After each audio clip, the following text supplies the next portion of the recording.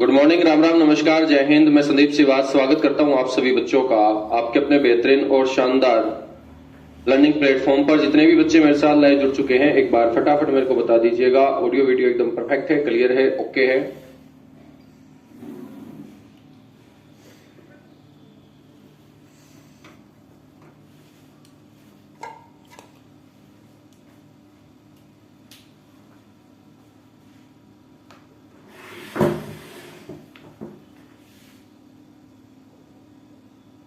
पढ़ रहे थे गुड़गांव जिले को और गुड़गांव जिले के प्रसिद्ध मेले हम डिस्कस कर रहे थे। कल की क्लास में मैंने आप लोगों को माता शीतला का मेला बताया था, बुद्धो माता का मेला बताया था, बूढ़ी तीज का मेला बताया था और तीज आती है सावन के महीने में। तो बच्चों सावन के महीने में आयोजित किया जाने वाला मेला है। एक भगत पूर्णमल का मेला मैंने आपको पढ़ाया कासन गांव के अंदर।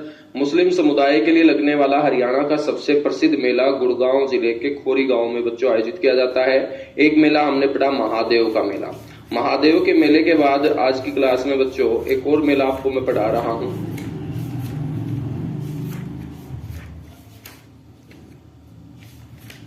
इस मेले को बोलते हैं हम सरस आजीविका मेला।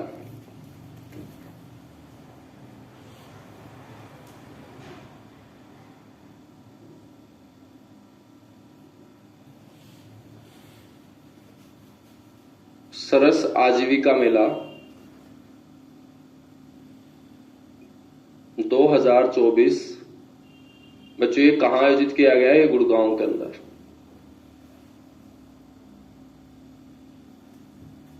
कहां आयोजित किया गया? गुरुग्राम के अंदर इसका आयोजन किया गया था।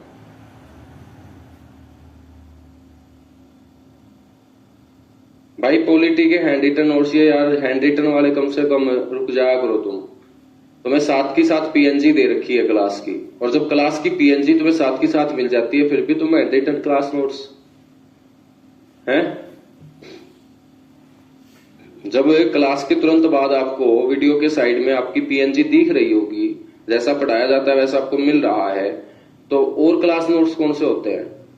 एक बार ये जो क्लास नोट्स वाले ना इनको ब्लॉक करो सर, इनको पढ़ना लिखना है नहीं, बस क्लास नोट्स पूरा का पूरा लिखा हुआ डेली आपको मिल रहा है दोस्त। और कैसे मिलता है?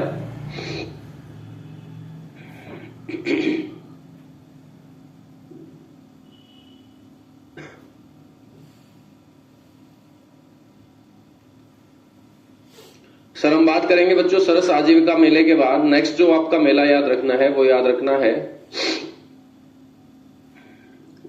भादों का मेला।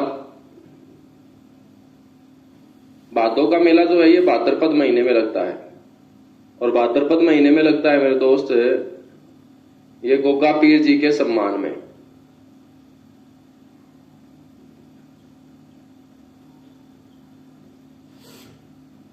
गोगा पीर के सम्मान में। और ये आपको ध्यान रखना है कि भादों का जो मेला लगता है लगता कौन से गांव में है? गांव का नाम पूछा जाता है और गांव का नाम है इस्लामपुर। और इस्लामपुर बच्चों गांव है जिला गुड़गांव के अंदर। ठीक है, तो ये सारे के सारे मेले आपको याद रखने हैं। मेलों के बाद हम बात करते हैं यहां पर शिक्षा और संस्थान की। तुम एक बार पढ़ाना स्टार्ट करने दिया करो मेरे को, उसके बाद तुम चाहे कुछ भी मांगते रहना। ठीक है, पहला अक्षर लिखता नहीं हूं उससे पहले डिमांड आ जाती है तुम्हारी।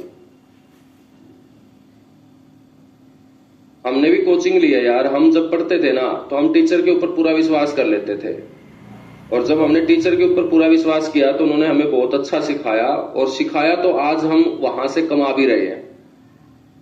लेकिन जब से ये ऑनलाइन एजुकेशन आई है ना तो विश्वास नाम की चीज तो मेरे हिसाब से रही नहीं है।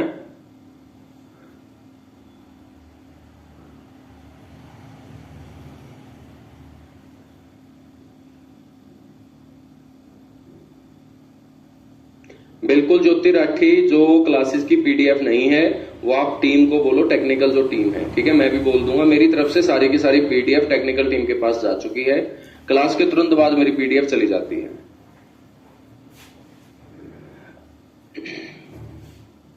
हाँ, बहुत बढ़िया। तो प्रसिद्ध शिक्षा और संस्थान हम बात करेंगे। सबसे पहले हम बात करते हैं यहाँ प्राइवेट यूनिवर्सिटी है मेरे दोस्त, क्योंकि पैसा बहुत है ना गुड़गांव के पास। तो पैसा होगा तो वहां पर क्या होगा, प्राइवेट यूनिवर्सिटी आपको ज्यादा नजर आएंगी, जिसमें सबसे पहले आपको याद रखनी है अमेठी यूनिवर्सिटी।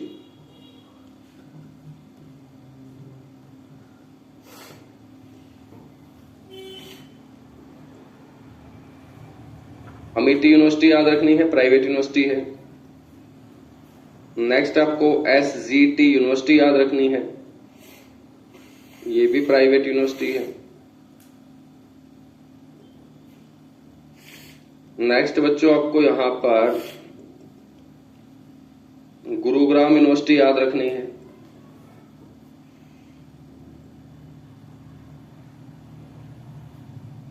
गुरुग्राम यूनिवर्सिटी आपको याद रखनी है। नेक्स्ट बच्चों यहां पर जवाहर नवोदय विद्यालय आपको याद रखना है।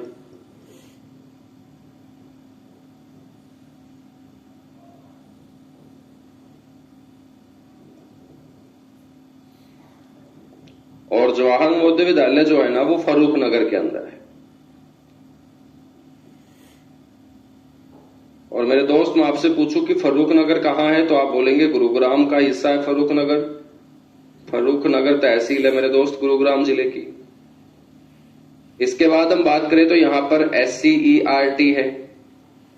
SCERT की फुल फॉर्म भी पेपर में पूछी जा सकती है बच्चों, state council of education, state council of education and research training.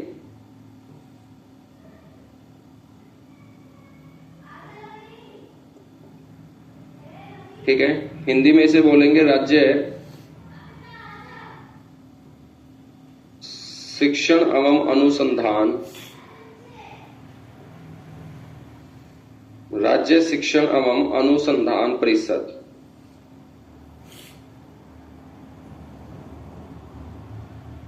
मेरे दोस्त इसकी जो स्थापना हुई 1979 के अंदर गुरुग्राम में हुई थी। SCERT के बाद आपको ध्यान रखना है हिप्पा, इसकी फुल फॉर्म भी पेपर में पूछी जाती है, हरियाणा इंस्टीट्यूट ऑफ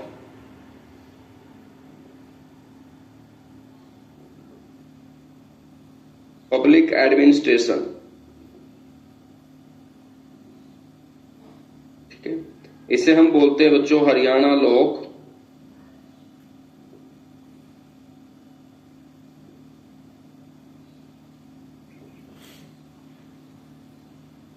प्रशासन संस्थान। और आपसे कोई पूछ ले कि हरियाणा लोक प्रशासन संस्थान की स्थापना कब हुई, तो आप बोलेंगे 1983 के अंदर हुई है, 1983 के अंदर। ठीक है, 1983 के अंदर।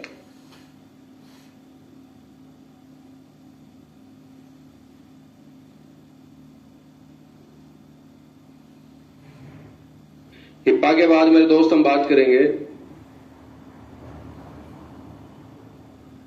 HREC, याद रखना है आपको। HREC क्या होगा, हरियाणा रोडवेज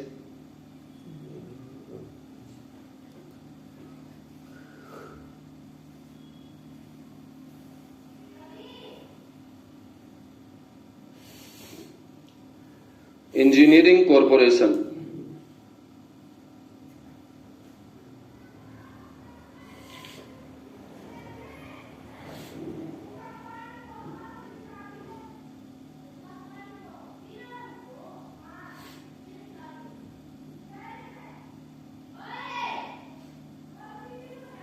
हरियाणा परिवहन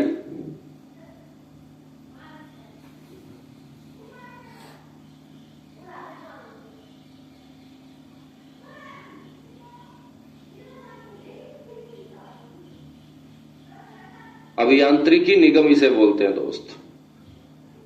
और ये हरियाणा रोडवेज की बसों को तैयार करने का काम करता है। तो हरियाणा रोडवेज के जो इंजीनियर हैं वो कहाँ हैं, गुड़गांव के अंदर। और जिस कॉरपोरेशन का वो पार्ट होंगे उसे बोलते हैं HREC। और हरियाणा रोडवेज की बसों में आप लोगों ने ये नाम कई बार कई जगह छपा देखा होगा, HREC। ठीक है, इसके बाद हम बात करते हैं यहां पर IIPM है, IIPM की फुल फॉर्म भी याद रखेंगे, इंडियन इंस्टीट्यूट ऑफ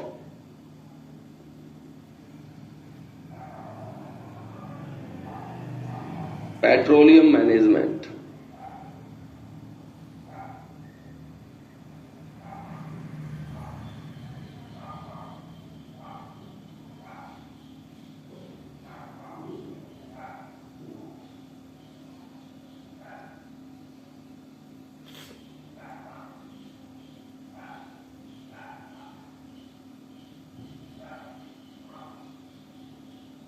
इसको बोलेंगे भारतीय petroleum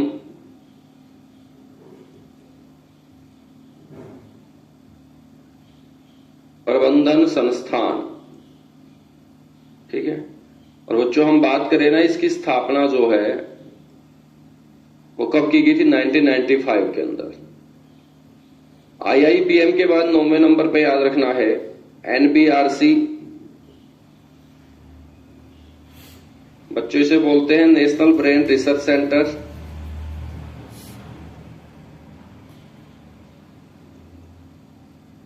national brain research centre, Hindi में बोलते हैं राष्ट्रीय मस्तिष्क अनुसंधान केंद्र। आजकल देश में उल्टे दिमाग के बच्चे पैदा हो रहे हैं ना, किसी की नहीं मानते। तो बच्चों ऐसे दिमाग क्यों पैदा हो रहे हैं? दिमाग के ऊपर रिसर्च की जा रही है। तो राष्ट्रीय मस्तिष्क नेशनल लेवल का प्रोजेक्ट है और अपने हरियाणा में है, तो बड़ा इंपॉर्टेंट क्वेश्चन बन जाएगा स्थापना के साथ। तो मेरे दोस्त ये अनुसंधान केंद्र है नैनवाल गांव में। नैनवाल जो गांव पड़ता है ना, ये मानेसर का गांव है और मानेसर पड़ता है बच्चों गुड़गांव के अंदर। बात करें इसकी स्थापना कब हुई, तो इसकी स्थापना हुई थी 1997 में। ठीक है, 1997 के अंदर। नेक्स्ट आपको ध्यान रखना है, यहां पर पर्यावरण प्रशिक्षण केंद्र है।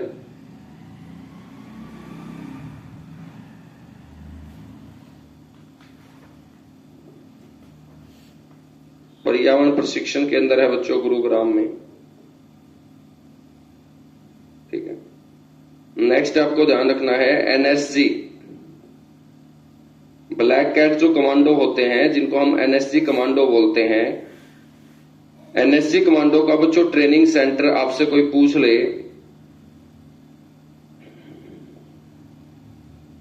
ये आपका मानेसर के अंदर है।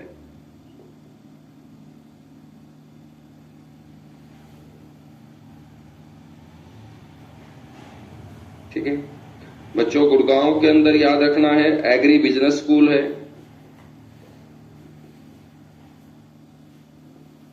तो पूछा जाएगा हरियाणा में एग्री बिजनेस स्कूल कहां स्थित है, तो भी आपको बोलना है एग्री बिजनेस स्कूल भी सर गुरुग्राम में स्थित है। कहां स्थित है? गुरुग्राम के अंदर।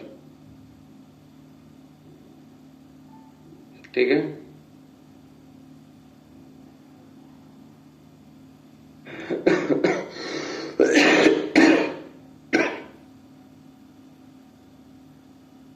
कीजिएगा फटाफट नोट, उसके बाद आगे बढ़ेंगे मेरे दोस्त।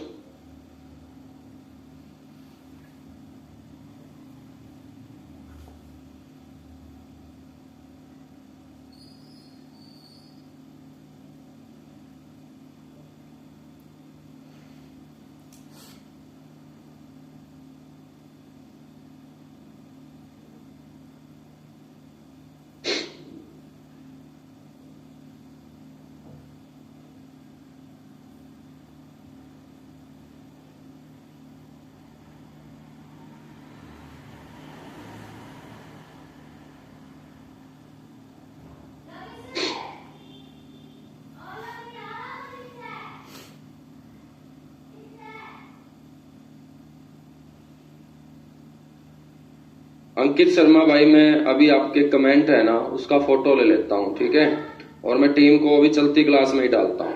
और बताइएगा, और इससे ज्यादा सर्विस तुम्हें क्या दूं यार। एक सेकंड रुको।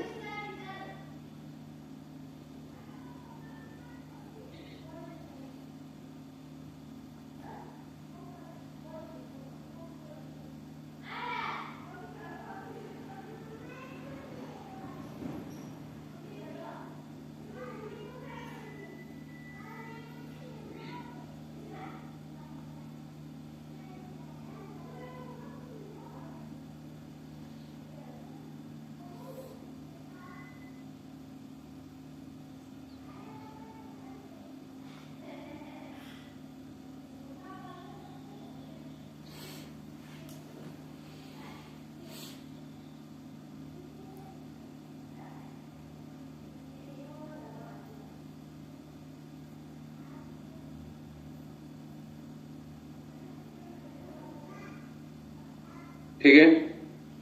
हाँ, इस संडे से करेंगे भाई, इस संडे से करेंगे।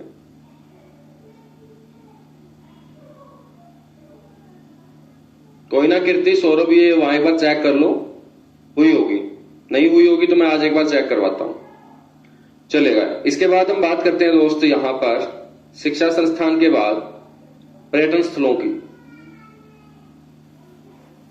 कौन कौन से पर्यटन स्थल है यहां? पर्यटन स्थलों में हर टाइप का पर्यटन स्थल आ जाएगा, धार्मिक भी आ जाएगा, ऐतिहासिक भी आ जाएगा, ठीक है। पर्यटन स्थलों में सबसे पहले आपको ध्यान रखना है गुड़गांव के अंदर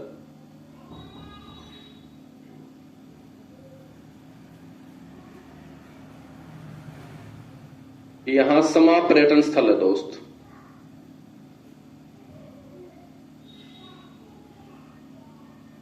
समा पर्यटन स्थल गुड़गांव।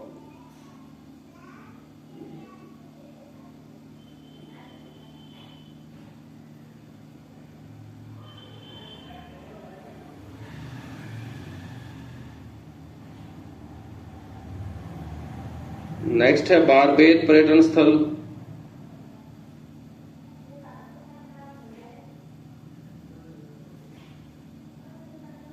और हम बात करें तो बारबेत पर्यटन स्थल कहां होगा? ये होगा दोस्त सोहना के अंदर। तीसरे नंबर पे आपको ध्यान रखना है यहां मस्जिद है, तोमा मस्जिद याद रखेंगे, अंशुमन मस्जिद याद रखेंगे। तोमा मस्जिद है, अंशुमन मस्जिद है गुड़गांव के अंदर। मस्जिद में बच्चों सराय अली वर्दी खां की मस्जिद है।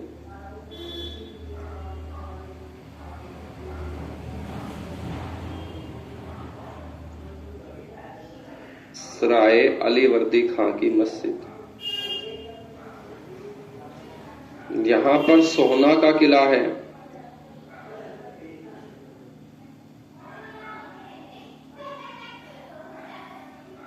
और इस सोहना के किले का निर्माण 18वीं सदी के अंदर बताया जाता है दोस्त। कौन सी सदी में? 18वीं सदी में। यहां पर हम बात करें तो गोपालगिरी का दुर्ग है।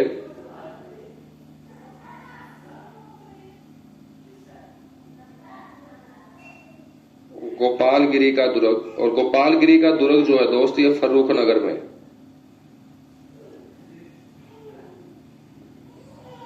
फर्रुख नगर, ठीक है। हम बात करें तो इस दुर्ग का जो निर्माण है बच्चों वो 13वीं सदी में बलबन के द्वारा करवाया गया था। बलबन जो गुलाम वंश का शासक था उसके द्वारा इसका निर्माण मेवात क्षेत्र में शांति स्थापित किए जाने के उद्देश्य से करवाया गया था। नेक्स्ट हम बात करें तो यहां महल है जिसको बोलते हैं बेगम समरू का महल।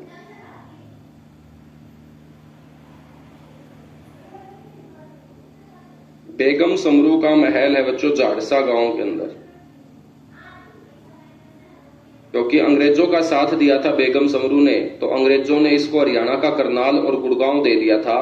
तो बच्चों बेगम समरू ने अपने रहने के लिए झाड़सा गांव में एक महल बनवाया था 19वीं सदी में, और उसी को बोलते हैं हम बेगम समरू का महल, ठीक है।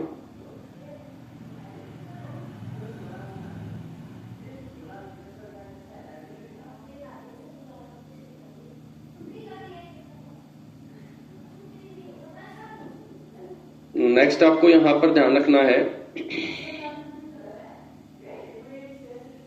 शीश महल।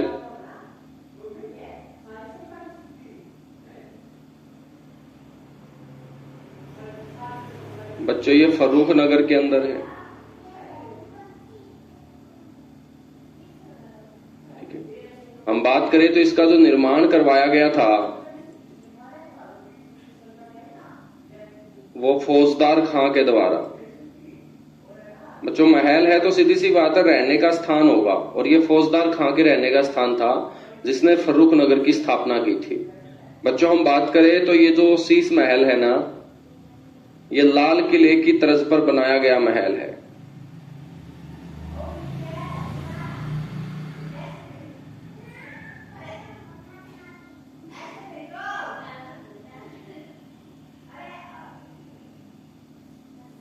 तो ये लाल किले की तर्ज के ऊपर बना क्या है आपका महल है, इसे बोलते हैं शीश महल।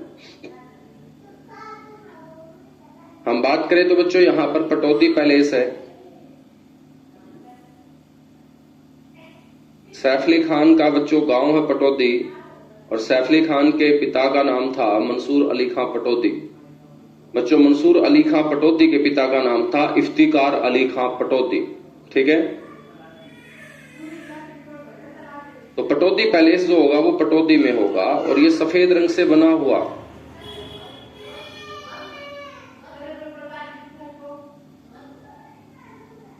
बच्चों महल है। इसी को हम हरियाणा का व्हाइट हाउस भी बोलते हैं।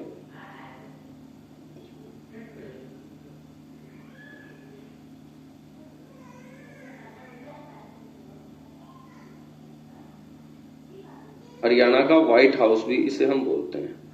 मंदिरों के अंदर हमने भीमकुंड मंदिर पढ़ा था क्या? हाँ, एकलव्य मंदिर। एक भीमकुंड मंदिर भी आपको पढ़ना है बच्चों। ठीक है, यहीं पर मैं लिखवाऊंगा उसको। हरियाणा का ये व्हाइट हाउस कहलाता है। इसके बाद हम बात करें तो यहां पर एक छतरी है जिसको बोलते हैं सेठानी की छतरी।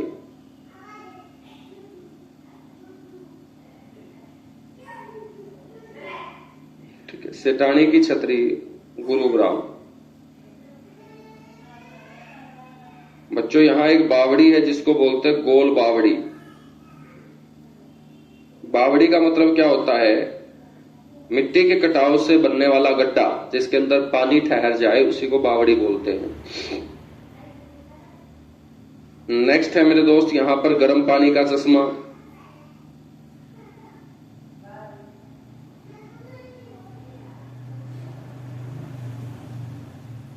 चश्मा बोल सकते हैं या कुंड बोल सकते हैं।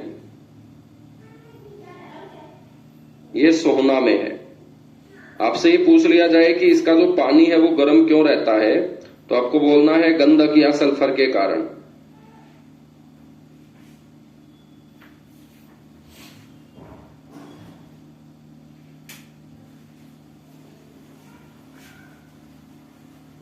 ठीक है, तो याद रखना है गंधक या सल्फर के कारण। तो गंधक या सल्फर के कारण। ठीक है, नेक्स्ट हम बात करें मेरे दोस्त, यहां पर एक संग्रहालय है जिसका नाम है उरुस्वती संग्रहालय।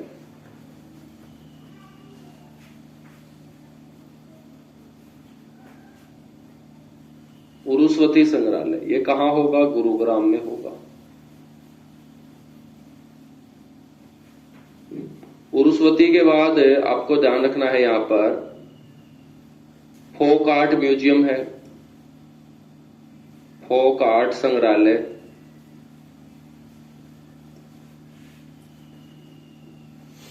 बच्चों ये भी गुरुग्राम में है।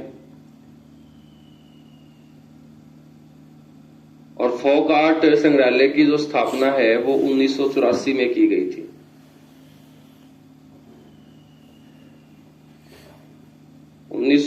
में केसी आर्यन के द्वारा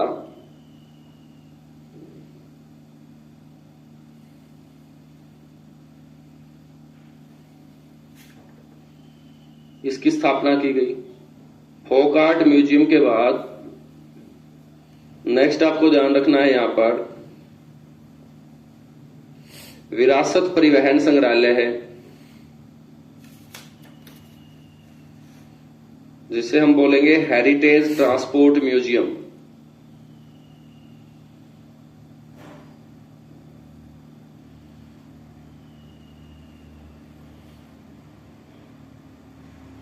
ठीक है, नेक्स्ट हम बच्चों बात करें यहां किंगडम ऑफ ड्रीम है।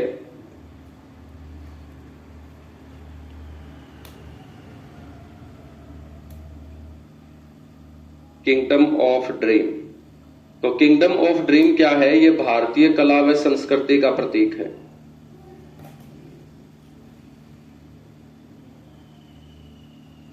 भारतीय कला व संस्कृति का प्रतीक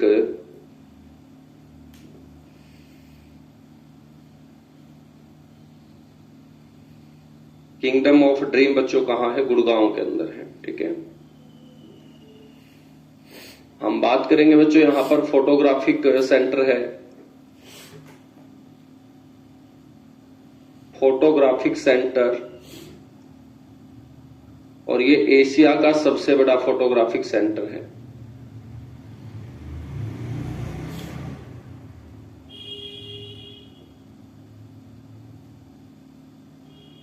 एशिया का सबसे बड़ा। तो जितने भी कैमरे आज तक यूज हुए हैं ना, उन सारे के सारे कैमरों की प्रदर्शनी बच्चों आपको यहां लगी हुई नजर आएगी। इसे बोलते हैं फोटोग्राफिक सेंटर।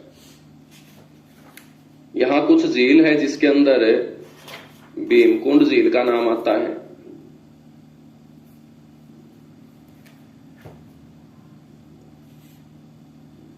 और भीमकुंड जो झील है बच्चों, इसको पिंचा खेड़ा जोहड़ के नाम से भी जाना जाता है।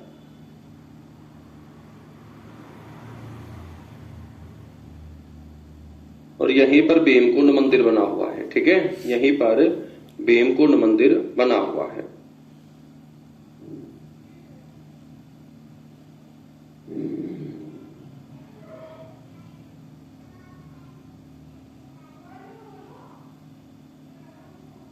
भीमकुंड झील के बाद नेक्स्ट आपको ध्यान रखना है, यहां पर बसई झील है।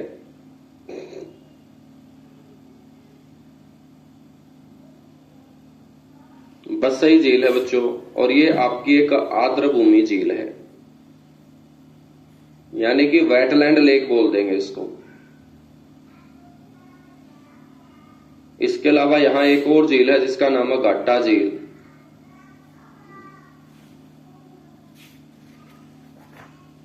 ये घाटा गांव के अंदर है।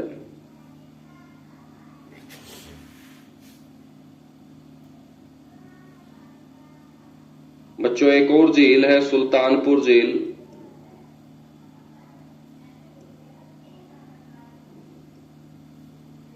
और ये गांव सुल्तानपुर में पड़ती है। गांव सुल्तानपुर तहसील फर्रुख नगर में पड़ता है बच्चों। ठीक है, ये जो झील है ना, इसे पक्षियों का संवर्ग स्थान कहा जाता है।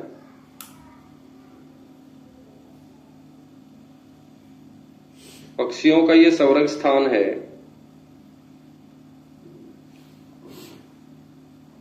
और प्रवासी पक्षियों के लिए प्रसिद्ध है बच्चों। प्रवासी का मतलब जो विदेश से आते हैं।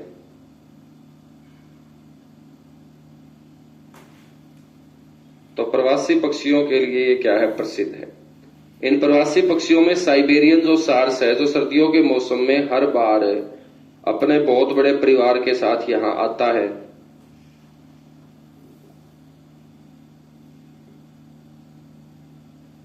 वो इन सभी पक्षियों में मुख्य पक्षी होगा। और सर्दियों में इन्हीं पक्षियों को देखने के लिए बड़ी संख्या में लोग जब यहां जाते हैं, तो हम बोल देंगे कि सबसे ज्यादा पर्यटक बच्चों कौन सी झील पे आते हैं? सुल्तानपुर झील पर।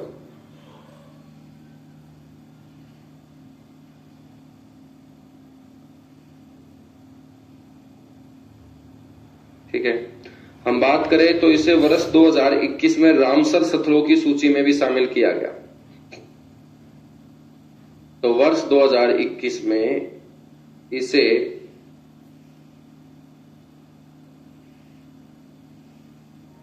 रामसर स्थलों की सूची में बच्चों क्या किया गया? शामिल।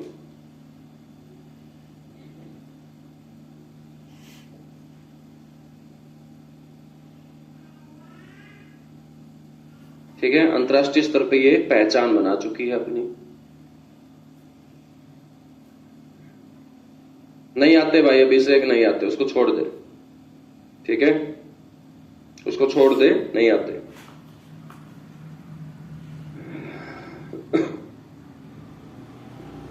चलेगा। उसके बाद हम बात करते हैं यहां पर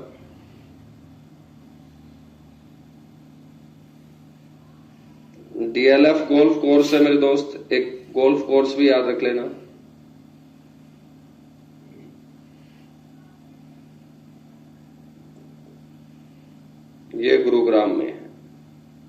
यहां पर एबियन स्मॉल भी है,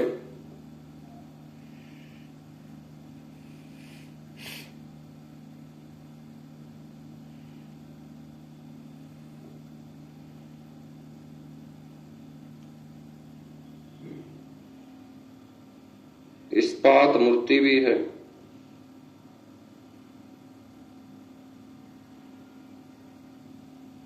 और ये स्टील से बनी हुई प्रदेश में सबसे ऊंची मूर्ति है।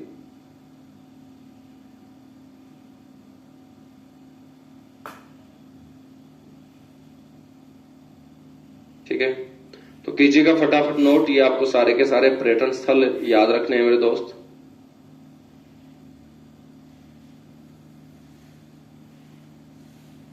उसके बाद हम स्टार्ट करेंगे यहां पर पढ़ना पर्सनालिटी, महान व्यक्तित्व, और महान व्यक्तित्व के साथ ही गुड़गांव डिस्ट्रिक्ट को करेंगे कंप्लीट। फिर पढ़ेंगे बच्चों नया डिस्ट्रिक्ट जींद के रूप में। चलेगा, नोट कर चुके हो आप लोग, तो आगे बढ़ते हैं। लिखिएगा बच्चों महान व्यक्तित्व, ग्रेट पर्सनालिटी।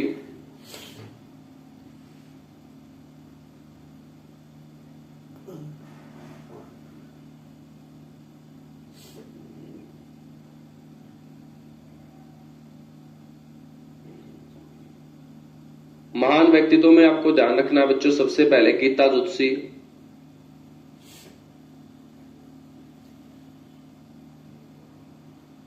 अब गीता जुत्सी का संबंध रहा है किससे? एथलेटिक्स से। और एथलेटिक्स गेम में बहुत सारे गेम शामिल होते हैं। तो एथलेटिक्स में मेरे दोस्त ये कौन से गेम से संबंधित है? दौड़ से।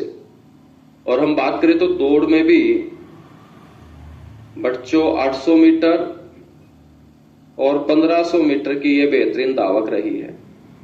ठीक है, प्रदेश की प्रथम भीम और अर्जुन अवॉर्डी, सबसे पहले जिस महिला को भीम पुरस्कार मिला और अर्जुन पुरस्कार मिला, हरियाणा की पहली ऐसी महिला गीता जुत्सी है बच्चों।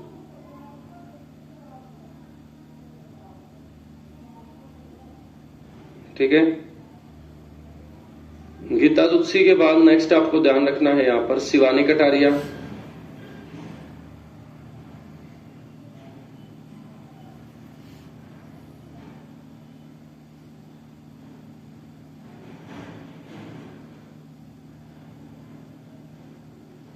शिवानी कटारिया जो है बच्चों,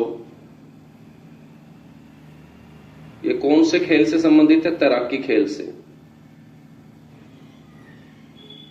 शिवानी कटारिया के बाद तीसरे नंबर पे आपको ध्यान रखना है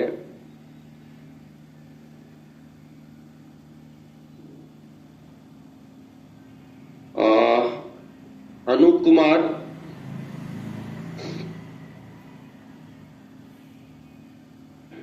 अनूप कुमार का संबंध रहा है कबड्डी खेल से। भारतीय कबड्डी टीम के कैप्टन भी रहे हैं अनूप कुमार।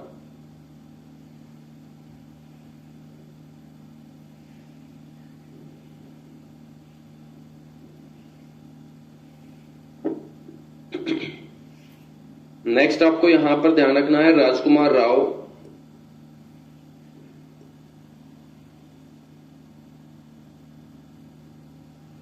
बच्चों ये बॉलीवुड अभिनेता हैं।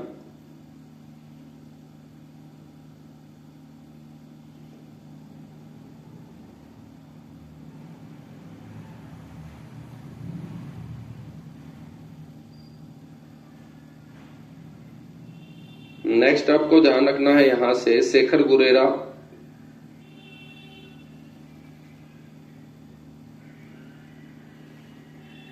बच्चों ये प्रसिद्ध कार्टूनिस्ट हैं।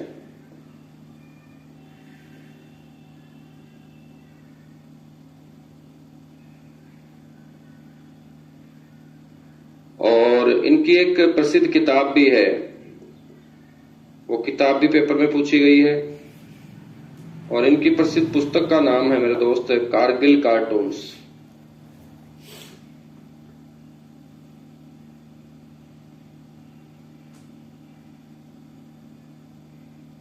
ठीक है,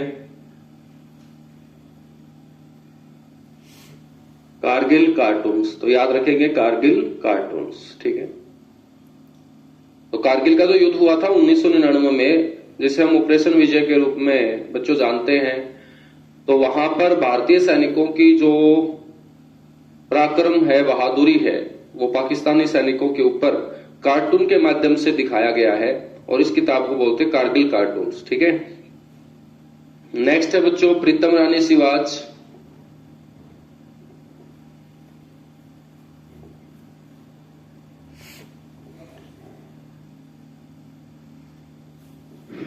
बच्चों ये हॉकी खिलाड़ी रही हैं, भारतीय महिला हॉकी टीम का हिस्सा रही हैं और अब सोनीपत में इनकी शादी हो रखी है। सोनीपत में रह के ये हॉकी की एकेडमी चलाती है और इनको द्रोणाचार्य पुरस्कार से भी सम्मानित किया जा चुका है।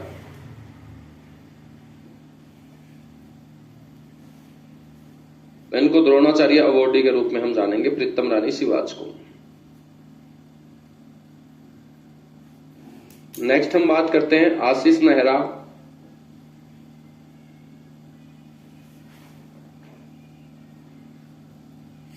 बच्चों संबंध है क्रिकेट खेल से।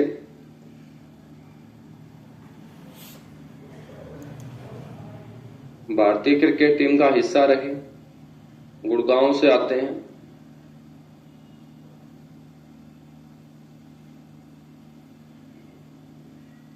मधु आजाद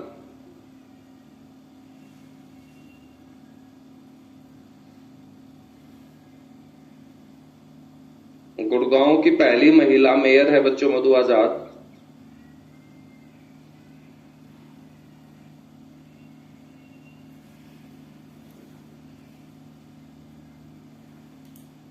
गुड़गांव नगर निगम में पहली महिला मेयर बनने वाली मधु आजाद है। ठीक है। इसके बाद हम बात करेंगे यहां पर मंसूर अली खां पटौदी की।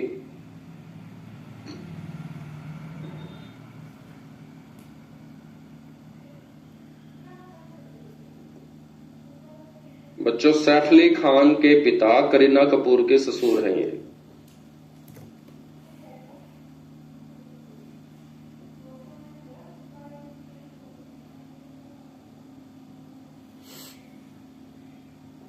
ठीक है।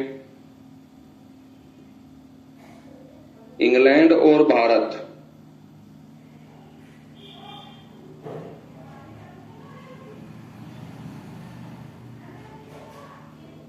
दोनों देशों से क्रिकेट खेलने वाले खिलाड़ी हैं।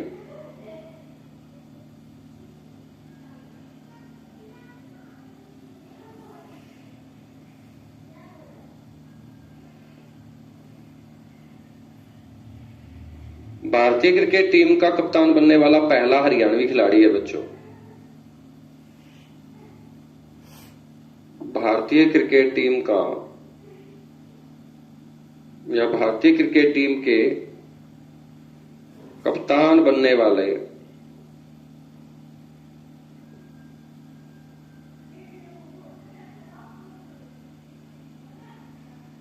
प्रथम हरियाणवी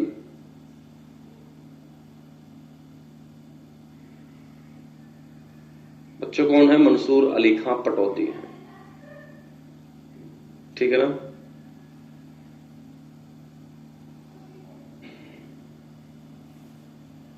यहां पर एक झील और पढ़ लेना बच्चों, हरियाणा की सबसे बड़ी झील है दमदमा। कोई रह भी जाएगी ना तो ज्योग्राफी में जब पढ़ेंगे तब आ जाएंगी, ये दोबारा नाम रिपीट होंगे सारे के सारे, तो तुम चिंता मत किया करो। कोई एक दो नाम रह भी जाता है तो वो दोबारा आ जाएगा, क्योंकि अपने को वो फिर ज्योग्राफी के अंदर ड्रेनेज सिस्टम में पढ़ना है, जहां पर हम हरियाणा की नदी, नहर, झील, बांध सब पढ़ेंगे ना, तो वहां पे लपेटे में आ जाएंगी। कोई एक दो रह जाए तो चिल्लाया मत करो। तो दमदमा जो झील है बच्चों, ये दमदमा गांव के अंदर है और ये सबसे बड़ी झील है हरियाणा की। क्योंकि कई बार इतने नाम दिमाग में चलते हैं तो कोई एक दो रह भी जाता है, लेकिन जब हम टॉपिक वाइज चलेंगे ना चीजों को लेके, तब ये अपने आप लपेटे में आ जाएंगे। 10वीं जो शख्सियत है बच्चों वो है अयोध्या प्रसाद गोयलिया।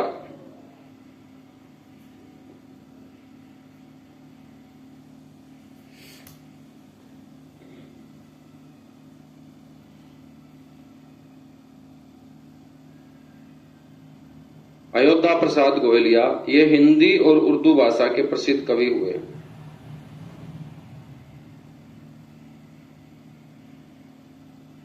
और क्वेश्चन ऐसे पूछा जाएगा मेरे दोस्त कि बताइएगा एक ऐसा हरियाणा से उर्दू भाषा का कवि जिसने अपनी कविताओं के माध्यम से श्रोताओं को मंत्रमुग्ध किया।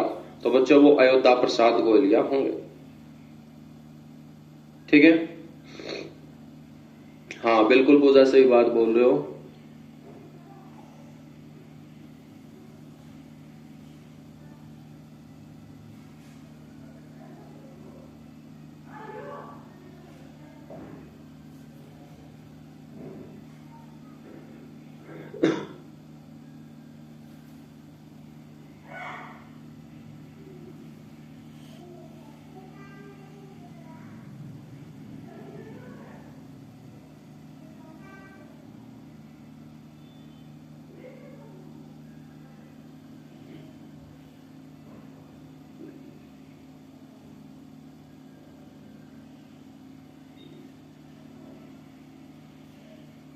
बिल्कुल बिल्कुल भाई, बिल्कुल संदीप, धन्यवाद, बहुत बढ़िया लिखते हो, धन्यवाद आपका। चलेगा, आगे बढ़ेंगे। महान व्यक्ति तो अपना कंप्लीट, और इसके साथ ही बच्चों जिला गुड़गांव भी कंप्लीट। ठीक है।